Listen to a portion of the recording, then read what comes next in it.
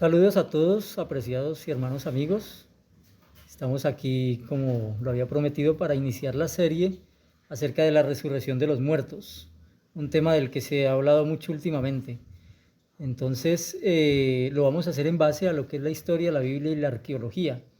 Y también vamos a profundizar en algo de filosofía, sobre todo porque queremos establecer un contexto, primero, en esta primera parte que estoy haciendo, que estoy grabando, primero establecer un contexto para que podamos entender ya el pensamiento cristiano acerca de la resurrección. Entonces tenemos que irnos atrás al Antiguo Testamento para analizar lo que era la resurrección para los judíos y también compararlo un poquito con lo que les digo, ese pensamiento griego, a ver cómo fue evolucionando la idea del alma, del cuerpo, de los muertos, del lugar de los muertos, de levantarse de la tumba y todo lo que tiene que ver con estos aspectos. Entonces, sin más dilación, empecemos. A veces me demoro un poquito en sacar videos porque me toca leer muchas obras. Me gusta ir a las obras directas para darles una información que sea fidedigna. Entonces empezamos con una cita de Quintio Septimio Tertuliano, el gran apologista cristiano del siglo II, finales del siglo II y principios del siglo III. Dijo él: la esperanza de los cristianos es la resurrección de los muertos. Creyéndola, somos cristianos.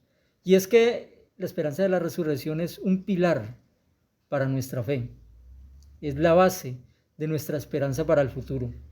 Por eso nosotros creemos firmemente en la resurrección y, contrario a lo que muchos creen, para nosotros millones de personas volverán a la vida aquí en la tierra, en cuerpos de carne y hueso, para disfrutar, para trabajar, para alimentarse, comer, para sembrar, para construir casas, tal como lo dicen las profecías tanto del Antiguo Testamento como del Nuevo, y como lo decía inclusive Ireneo y otros apologistas de cristianos de los primeros siglos. Pero entonces el tema que nos compete hoy, más que hablar del paraíso y del milenio, es el tema de la resurrección, porque hay muchas incógnitas acerca de este tema, acerca de quiénes resucitarán, en qué clase de cuerpo, dónde, cómo. Entonces todo eso lo vamos a ir respondiendo en esta serie que yo calculo podría ser de entre 4 y 5 videos, pero lo de hoy es solo una introducción, pero una introducción que traerá unas sorpresas que ustedes quedarán realmente asombrados con algo que van a ver más adelante acerca de este tema. Entonces, para empezar, vamos a comparar lo que era el pensamiento judío acerca de la resurrección y acerca del alma, acerca de la muerte, con respecto al pensamiento griego, porque esas dos líneas, aunque se desarrollaron por separado, después terminaron uniéndose. Y es ahí donde está el meollo, donde está la clave del asunto, para poder entender por qué muchas religiones hoy en día creen ciertas cosas sobre el alma y sobre la resurrección. Entonces, como yo les decía, es importante tener una base, un contexto, y lo primero que hay que saber es qué es el alma, qué es lo que muere realmente de una persona. Entonces, empecemos. Vamos a ver el pensamiento griego primero, porque decía Platón en su famosa teoría de las ideas que existían, por decirlo así, dos mundos: el mundo sensible, físico, material, que es el que todos conocemos, pero que es un mundo que no es el verdadero, no es el real. Es un mundo que se conoce a través de los sentidos, pero es imperfecto. Pero ¿cuál es el mundo real entonces para Platón? Bueno, el mundo inteligible, aquel mundo que está en otra esfera fuera de esta, es un mundo que no es material, que es inmutable, que es permanente, que es perfecto, que es donde habita o donde existe el uno, que es Dios, pero que después se proyectó en un demiurgo y después en un anima mundi, que a propósito de ahí viene la Trinidad después, siglos después, la Trinidad de la apostasía cristiana. Entonces, Platón hablaba de estas dos esferas en su teoría de las ideas. Entonces, ¿qué pasaba? Para el sistema platónico, este mundo material, imperfecto, perecedero, era un mundo del cual había que escapar. ¿Y cuál era la fórmula de escape? La muerte. Pero entonces, ¿cuál era la solución que ellos tenían acerca de eso? Bueno, vamos a hablar un poquito de lo que creían realmente este filósofo y lo que enseñó.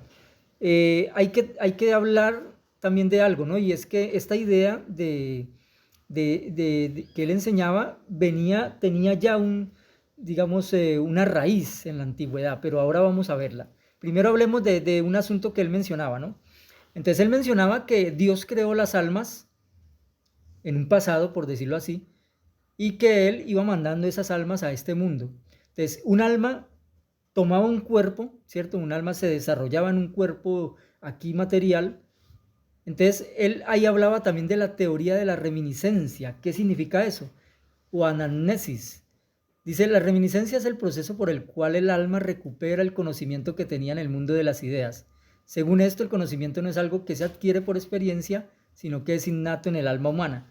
Entonces, lo que enseñaba Platón es que esas almas que Dios creó arriba en esa esfera celestial, por decirlo así, en esa esfera inmaterial y perfecta, esas almas que vinieron a ocupar cuerpos materiales, esas almas preexistían, habían sido creadas mucho antes. Entonces, esas almas ya habían adquirido un conocimiento y cuando llegan a tomar posesión aquí en la tierra, cuando llegan a vivir en cuerpos materiales, pues las personas suelen tener ciertos recuerdos y decía él que por medio de la filosofía esos recuerdos se podrían acrecentar y se podían llegar a conocer mejor. Esos recuerdos de esa existencia, esa preexistencia del alma arriba. Entonces, claro, ahí es donde uno dice, bueno, prácticamente está hablando es como del déjà vu, ¿no? Cuando uno siente como si ya hubiera vivido algo, como si ya hubiera pensado o hubiera hecho algo. Más o menos esa es la idea de la reminiscencia de él, ¿no? Que todos venimos aquí, que somos almas que venimos a ocupar cuerpos materiales y que tenemos ya unos recuerdos difusos que no los tenemos muy presentes, pero que el conocimiento nos ayuda a irlos desarrollando. Entonces, esa es la idea de la reminiscencia, ¿no? Entonces, ¿qué pasa? Platón enseñaba que el alma era inmortal, que el alma ocupaba un cuerpo material y cuando la persona moría, simplemente el cuerpo, digamos, era enterrado, se volvía polvo de la tierra y el alma salía inmediatamente del cuerpo y volvía a las esferas celestes. Entonces, dependiendo del comportamiento de la persona, ¿cierto? Su alma podría gozar de felicidad arriba en los campos elíseos, en la parte celestial con los dioses, o podría sufrir castigo en el Tártaro, que era un lugar al cual se llegaba después de muerto por medio de un barquero llamado Caronte, al cual se le entregaban unas monedas para que transportara esa alma al otro lugar del río Estigia. Y entonces, dependiendo del comportamiento de la persona, esa alma o iba a gozar o iba a sufrir. Pero Platón iba mucho más allá, porque él enseñaba algo que se llama la metempsicosis, palabra rara esa, que es la transmigración del alma. O sea, cuando el hombre moría y su psique, su alma, que era como una mariposa, abandonaba el cuerpo y viajaba hacia el mundo de las ideas, pues entonces, mucho tiempo después, él hablaba de 1000 años o mucho más, esa alma volvía nuevamente aquí a la tierra a ocupar otro cuerpo material. Claro, si la persona se había portado bien en una vida pasada, pues podría, digamos, reencarnar, porque esa es realmente la palabra moderna para metempsicosis, una especie de reencarnación, podría reencarnar en otro ser humano y en especial en un filósofo, que era lo que ellos tanto valoraban, o un gobernante. Pero si la persona se portó muy mal, podría reencarnar en un grillo, en un gusano, o en un animal, digamos, de otro estilo. Entonces ellos daban mucha importancia entonces al asunto de comportarse bien y de buscar el conocimiento, buscar la filosofía. Por eso la filosofía se desarrolló tanto en Grecia y el conocimiento en la antigüedad, ¿no? Porque ellos buscaban eso, para poder purificar su alma y tener una buena vida futura.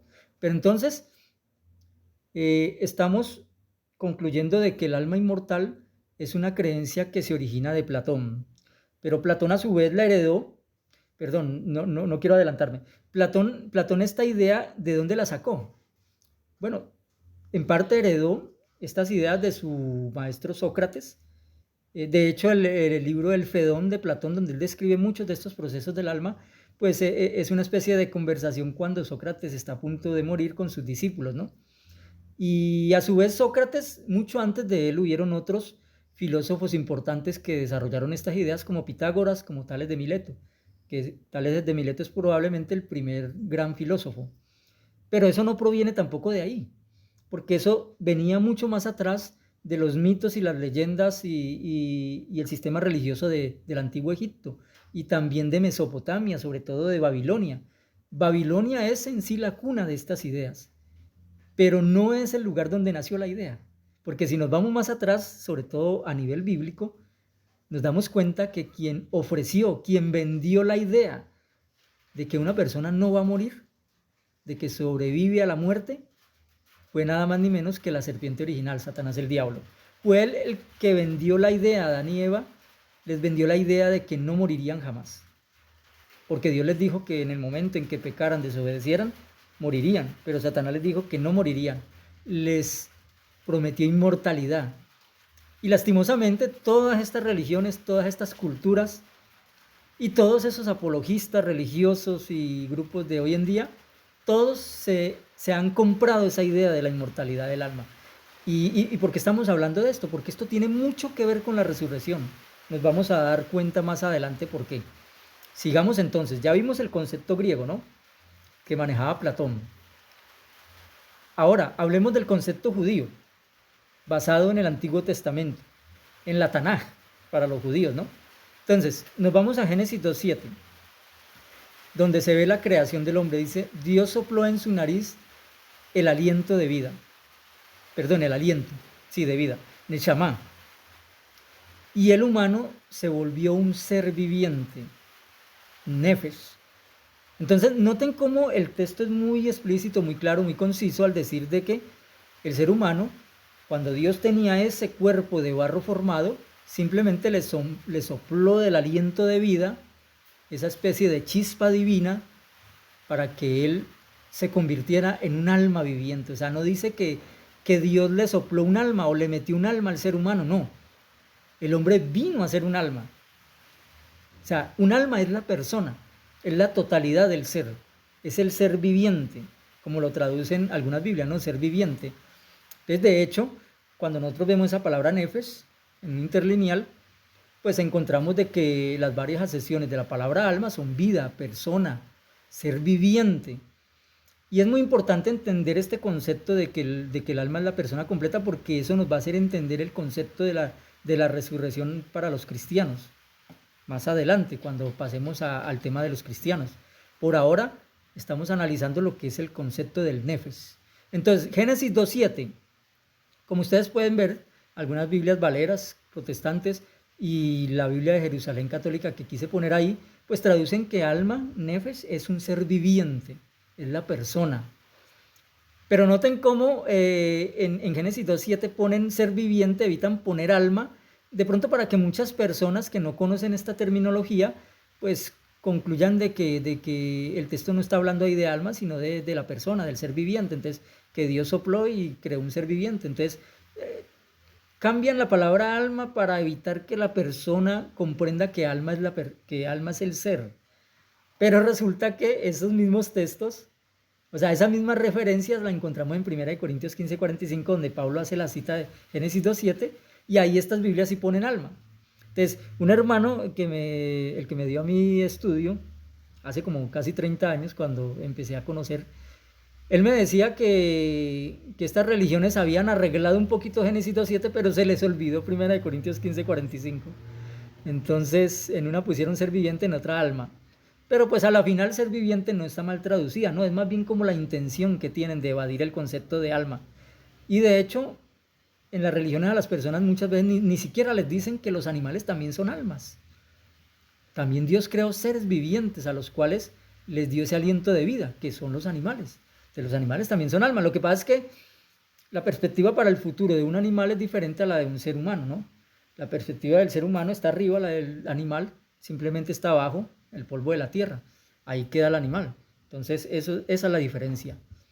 Pero entonces vamos ya después de haber comparado el concepto de alma de Platón versus el judío, que es muy diferente, porque Platón era dualista, sea, él creía que había cuerpo y al cuerpo se le metía un alma, mientras que los judíos son monistas o creen en una unidad completa que es el ser vivo, la persona como un alma. Y vamos a ver algunos diccionarios y eruditos que nos dicen eso. No hay ninguna sugerencia en el Antiguo Testamento de la transmigración del alma como una entidad inmaterial, inmortal. El hombre es una unidad de cuerpo y alma, términos que no describen tanto dos entidades separadas en una persona como una persona desde diferentes puntos de vista. Por lo tanto, en la descripción de la creación del hombre en Génesis 2:7, la frase un alma viviente se traduce mejor como un ser viviente. Esto lo dice el diccionario bíblico Tyndale. Entonces noten cómo este diccionario dice que para los judíos no habían dos elementos, sino que eran uno solo. El hombre es un solo elemento, es un alma. El hombre es una unidad. Eso es un alma, el hombre, la persona, el ser humano. Entonces seguimos con otro comentario de Ehrman Bible Dictionary. De hecho, la salvación del alma inmortal ha sido a veces un lugar común en la predicación de estas religiones, pero es fundamentalmente antibíblica. La antropología bíblica no es dualista, sino monista. El ser humano consiste en la totalidad integrada de cuerpo y alma, y la Biblia nunca contempla la existencia incorpórea del alma en la bienaventuranza. Entonces, este diccionario también la tiene clara. El ser humano es una unidad, no es una dualidad, como lo decían los platónicos, ni el alma es inmortal, como lo decían los platónicos. La erudición moderna, nos dice ahora el George Botry, la erudición moderna ha subrayado el hecho de que los conceptos hebreo y griego del alma no eran sinónimos, muy diferentes al contrario.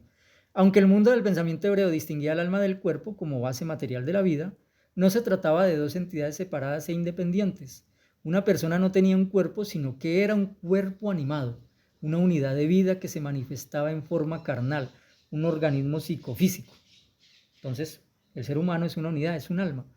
Y es importante entender lo que dice ahí también, lo que nos viene diciendo de que el pensamiento hebreo pues distinguía entre alma y cuerpo, pero creían que era una unidad. ¿Por qué es importante entender esto? Porque hay textos, como por ejemplo uno en el Antiguo Testamento donde dice que su alma salió, o hay otros donde dice que se dio su espíritu o se dio su alma. Entonces, cuando encontramos estas expresiones, no es que haya un alma inmaterial que sale del cuerpo y se va a otro lugar, no. Simplemente se refiere a la vida. Es como una metonimia de que el alma representa la vida. Entonces, cuando la persona muere, su vida se va. A eso se refieren esos textos. Y a veces la mala interpretación de esos textos es la que ha extraviado a estas religiones. Entonces, textos que nos comprueban de que el alma definitivamente es la persona completa, incluyendo su cuerpo. Por ejemplo, Josué 11:11 a mí siempre me ha llamado mucho la atención porque dice que hirieron a filo de espada todas las almas. Si la alma fuera un ser inmaterial, invisible, entonces no tendría lógica esto. No tendría lógica decir de que la hirieron a filo de espada. Lo mismo que no tendría lógica si los que creen en la inmortalidad del alma muchas veces tienen que rebuscarse explicaciones para este texto. Y aquí todas las almas son mías, tanto el alma del Padre como el alma del Hijo son mías. El alma que peque, esa morirá. Entonces, ¿cómo se rebuscan una explicación alternativa para evitar la realidad de este texto que dice que el alma no es inmortal, que el alma muere? ¿Qué se inventan? Bueno, dicen entonces que ahí se refiere a que muere en sentido espiritual. Pero eso es realmente lo que dice el texto. ¿Qué nos dice el contexto? Si vamos a versículos, a ver todo el capítulo viene hablando de la vida y de la muerte. Literalmente de la vida y literalmente de la muerte. En ninguna parte del capítulo está hablando en sentido espiritual. Ustedes pueden ir a leer el capítulo completo y miren, siempre se habla de la comparación entre la vida y la muerte. Literal. Entonces no hay una escapatoria para ese texto.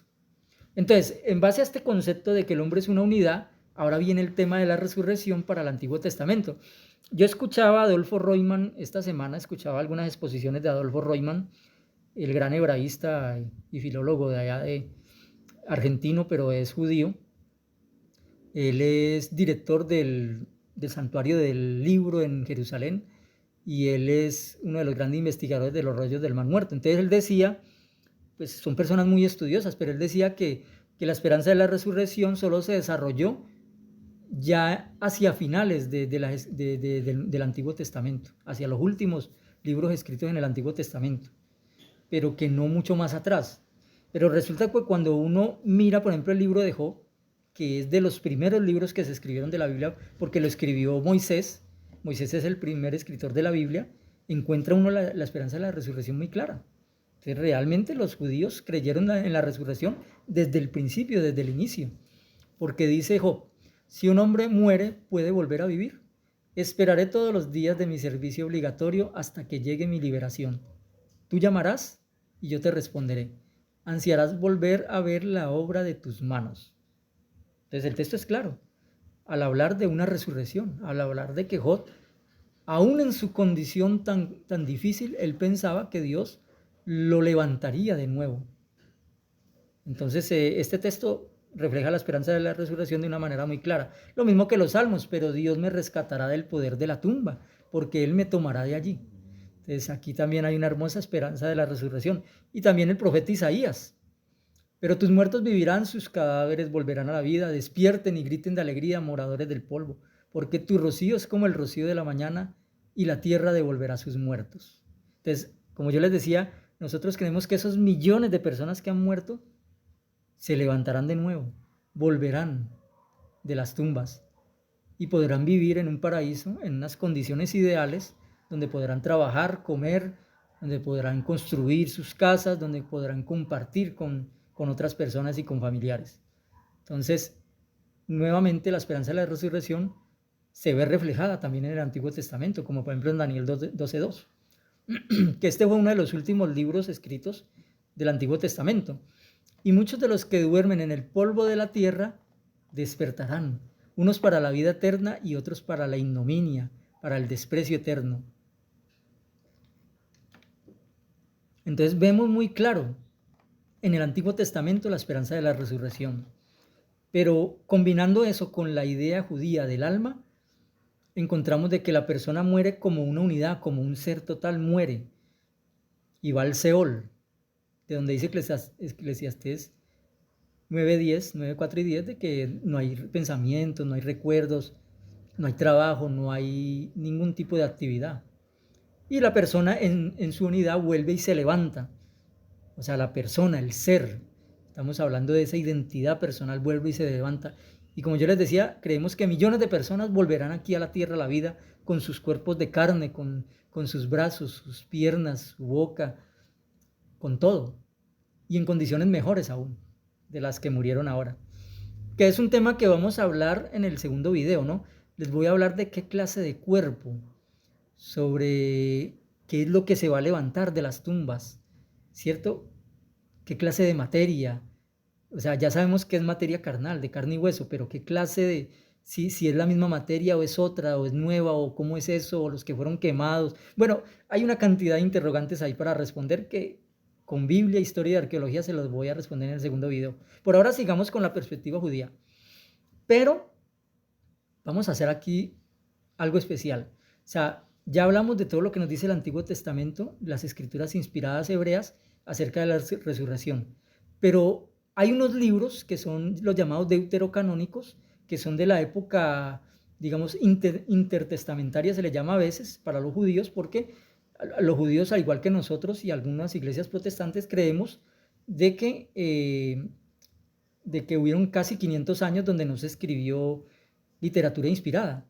La Iglesia Católica sí cree en 7 libros que se escribieron en ese intermedio, creen en esos 7 libros y creen que fueron inspirados. Nosotros no, nosotros creemos que esos libros no son inspirados, pero aún así, aunque creamos que no son inspirados, sí creemos que son valiosos a nivel histórico, porque reflejan las costumbres y el comportamiento y el pensamiento judío de la época.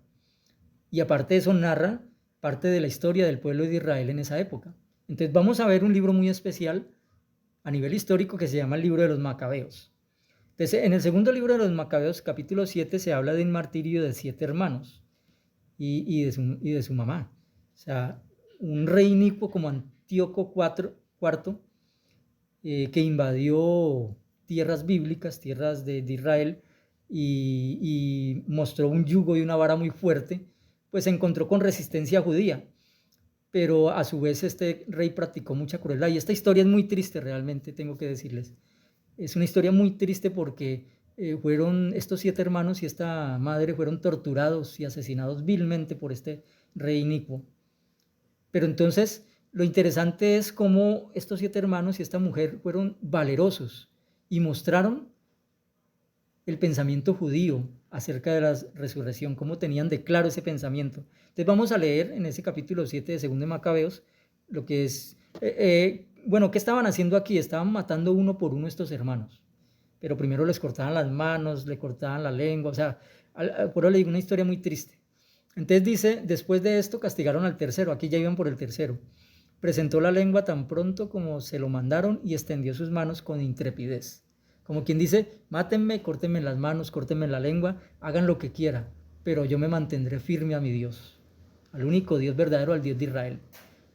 Tuvo además el valor de declarar, ojo con esta declaración, de Dios he recibido estos miembros, pero por amor a sus leyes los desprecio y de Dios espero recobrarlos. Entonces aquí este joven estaba mostrando su fe en la resurrección, de que no le importaba perder su cuerpo físico, porque Dios lo volvería a levantar y volvería a recobrar su cuerpo, volvería a recobrar su carne, sus huesos, volvería a vivir nuevamente porque los judíos creían en una tierra futura, como lo mencionan mucho las profecías de Isaías, Jeremías, Ezequiel. Pero bueno, de ese tema vamos a hablar también un poquito más adelante. Resulta que a punto de expirar se expresó así. Este ya es otro hermano. Más vale morir a manos de los hombres y aguardar las promesas de Dios que nos resucitará. Tú en cambio no tendrás parte en la resurrección para la vida. Entonces aquí claramente este otro hermano que fue torturado y asesinado, antes de morir expresó su clara fe en la resurrección. Se parece mucho al caso de Esteban, ¿no? De cómo Esteban encomendó también su espíritu a Jesús, que es el que va a realizar la resurrección futura, cuando vio de que estaba siendo martirizado. Entonces hay una similitud ahí en estos casos. Pero bueno, seguimos. Este es otro hermano, pero como el joven no le hacía ningún caso, el rey mandó llamar a la madre y la invitó a que aconsejara a su hijo para salvar su vida. Entonces, a estos jóvenes estaban tratando de persuadirlos para que salvaran su vida y renegaran de su fe.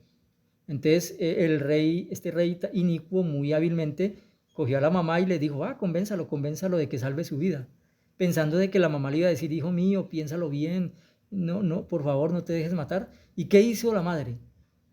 Le dice estas hermosas palabras en el versículo 29, no temas a ese verdugo, sino que haciéndote digno de tus hermanos, recibe la muerte para que vuelva yo a encontrarte con tus hermanos en el tiempo de la misericordia.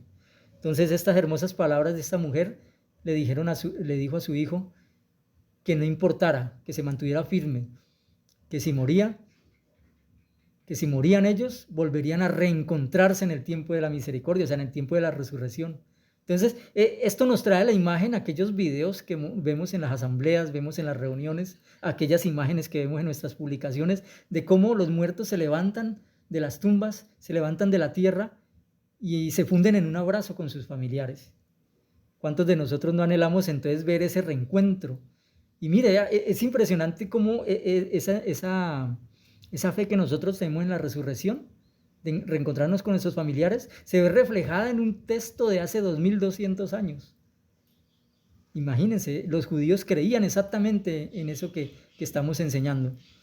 Pero entonces, otro hecho ya en el capítulo 14 de 2 de Macabeos, se narra cómo, vamos a leer, cuando ya los soldados estaban a punto de ocupar la torre y forzar la puerta de entrada, ya mandaban a buscar fuego para incendiarla. Rasis, un judío devoto, un judío que estaba luchando por su nación, rodeado por todas partes, se hirió en el vientre con su espada.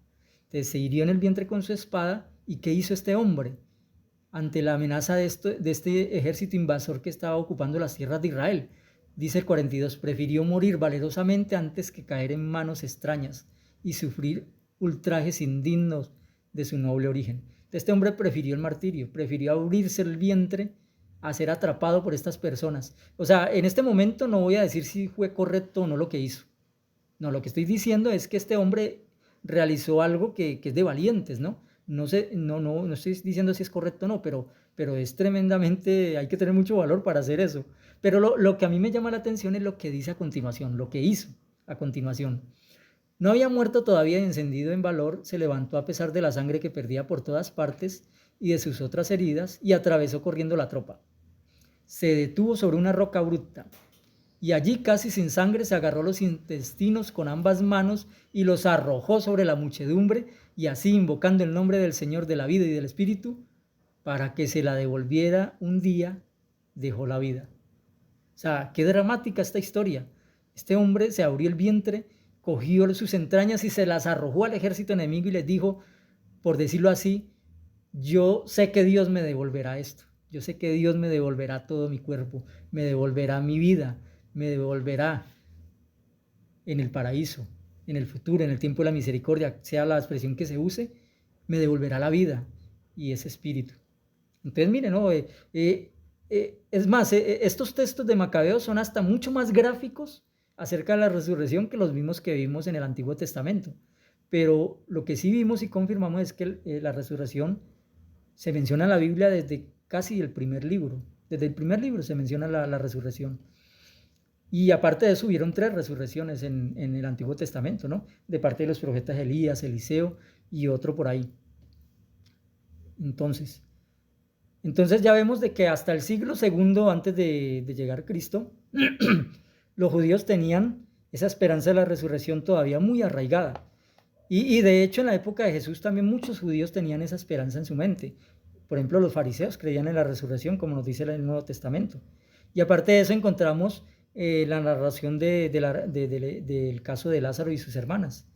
Porque Jesús le pregunta a su hermana le dice a su hermana, le asegura de que Lázaro se levantará. ¿Y qué dice Marta? Dice, yo sé que se levantará en el último día.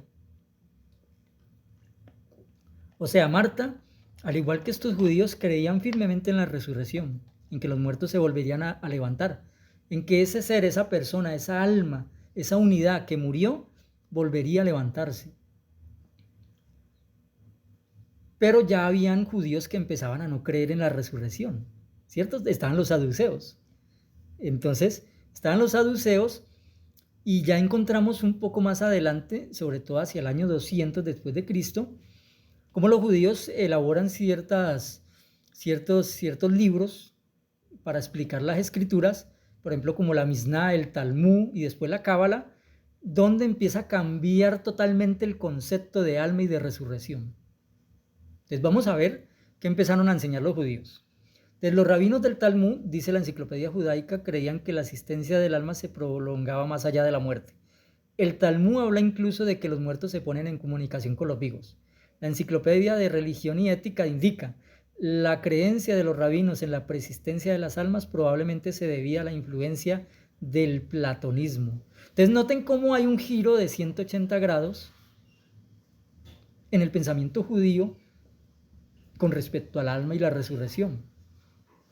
Vimos que el pensamiento judío era totalmente diferente al pensamiento griego y platónico, pero ahora estamos viendo que 200 años después, cuando llega el Talmud y los judíos empiezan a discutir de las escrituras y empiezan a sacar explicaciones por aquí y por allá, entonces todo se empieza a enredar y los judíos empiezan a creer, ya desde la época de Jesús están empezando a creer en la inmortalidad del alma. Ahora vamos a ver de dónde surge.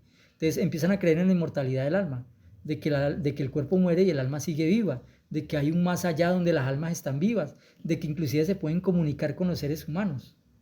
Pero esto se enseñó después de terminar las escrituras, no antes, porque ya habíamos visto que en las escrituras no se planteaba la inmortalidad del alma, pero sí se planteaba era en el platonismo. Otro comentario. La Cábala, conjunto de escritos místicos del judaísmo posterior, llega al extremo de enseñar la reencarnación. Con relación a esta doctrina, la obra judía de New Standard Jewish Encyclopedia afirma: parece ser que la idea se originó en la India. En la Cábala surge primero en el libro Jair y luego a partir del Zohar. Fue aceptada habitualmente por los místicos y desempeñó un papel importante en las creencias y literaturas hasídicas. Entonces noten cómo los judíos mucho tiempo después ya empezaron a creer inclusive en la reencarnación, en la transmigración de las almas, en la metempsicosis platónica, de que las almas podían volver a ocupar otro cuerpo. Entonces noten cómo todo se desbarató, cómo se cambió totalmente el concepto bíblico, cómo el judaísmo se alejó totalmente de la verdad de las escrituras. Y bueno, ahora sí, yo les dije que les tenía una sorpresa, ahora sí, agárrense de sus asientos porque lo que van a ver es impresionante. No sé si habían escuchado hablar del Guf. Bueno, el Guf, también transcrito como Guf o incluso Guf, es una palabra hebrea que significa cuerpo.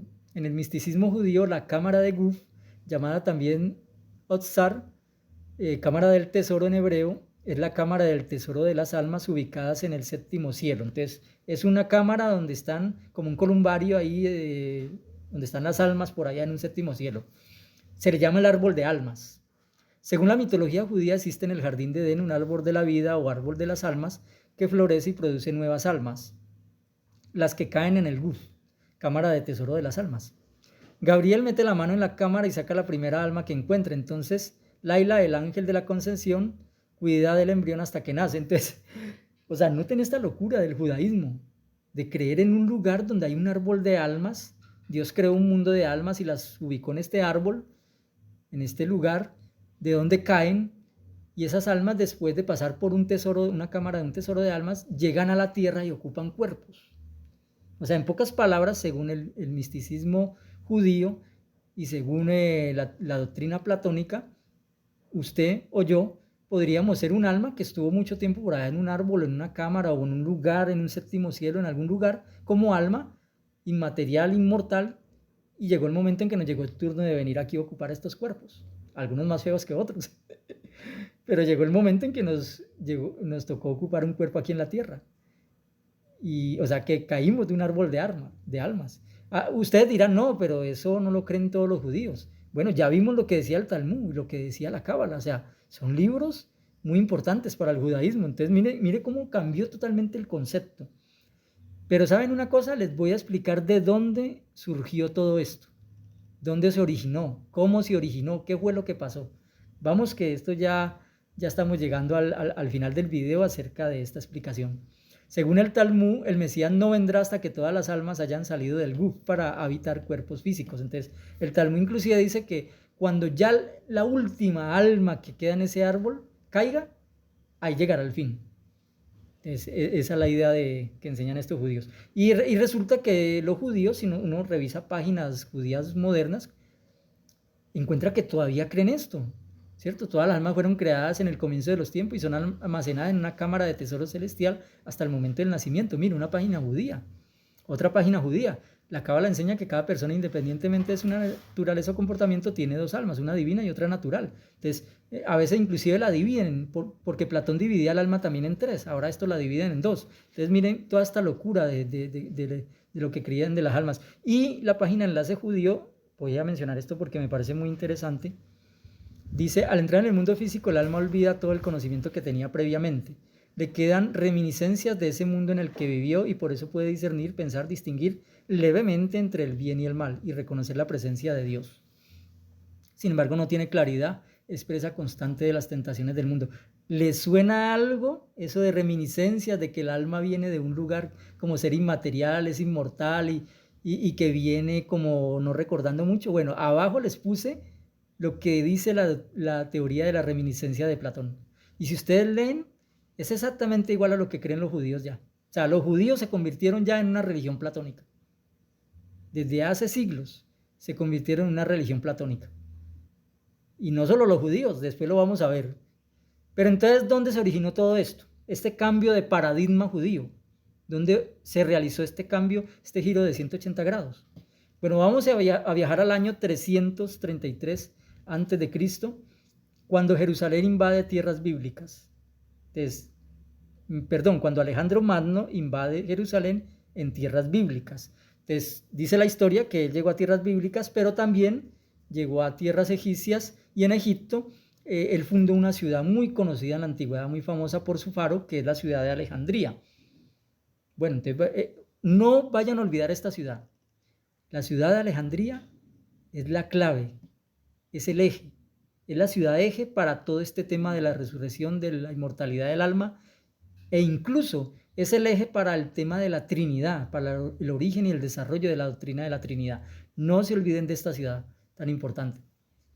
¿Qué pasó en Alejandría? Bueno, unos años antes de Cristo, más o menos en el año 150, por ejemplo, hubo un judío llamado Aristóbulo, que fue un filósofo peripatético judío que vivió en Alejandría. Entonces, ¿qué hizo él? Él se dedicó una obra al rey Ptolomeo VI y en esa obra trató de armonizar la filosofía griega con las escrituras bíblicas. ¿cierto? Con los escritos de Moisés. Entonces, él trató en su afán de propagar el judaísmo, él hizo una simbiosis, un sincretismo entre las ideas filosóficas de Pitágoras, Sócrates y Platón con lo que era la enseñanza de Moisés. Su influencia fue tan grande en esta ciudad de Alejandría que inclusive traspasó después al cristianismo, siglos después, pero no vamos a hablar hoy del cristianismo, eso va a quedar para después. Vamos a hablar ahora de un personaje mucho más importante que Aristóbulo. Y este personaje ya fue contemporáneo de Jesús, vivió en el mismo siglo de Jesús, casi en los mismos años de Jesús, pero en la ciudad de Alejandría, ¿no? No en Israel, sino en Alejandría. Por eso estamos diciendo que esa ciudad es muy importante. Entonces, Filón de Alejandría. ¿Por qué es tan importante Filón de Alejandría? Porque este judío fue el más helenizado de todos. Recordemos que los griegos, sobre todo desde Alejandro Magno, establecieron su cultura en muchas zonas del mundo. En toda zona que conquistaba trataban de establecer su cultura, el helenismo. A esa enseñanza se le llama la paideia griega, la paideia. Entonces, esa paideia estaba involucrando personas inclusive del judaísmo que estaban metiéndose en el fondo de estas enseñanzas helénicas. Y uno de esos, como vimos, fue Aristóbulo, pero Filón es mucho más influyente todavía en el judaísmo y en el cristianismo posterior. Vamos a ver qué decía Filón. Filón, que reverenciaba a Platón, intentó explicar el judaísmo desde el punto de vista de la filosofía griega. Filón, al crear una síntesis única de filosofía platónica y tradición bíblica, dice el libro Historia del Cielo, dejó el terreno abonado para los pensadores cristianos y judíos posteriores. ¿Y qué pensaba Filón del alma? El libro prosigue. Para él la muerte devuelve al alma a su estado originario, en el que se encontraba antes de su nacimiento. Entonces, mire, también habla de una metempsicosis y de una reminiscencia, ¿no? Entonces, dado que el alma pertenece al mundo espiritual, la vida encarnada en un cuerpo no es sino un episodio breve y a menudo desafortunado.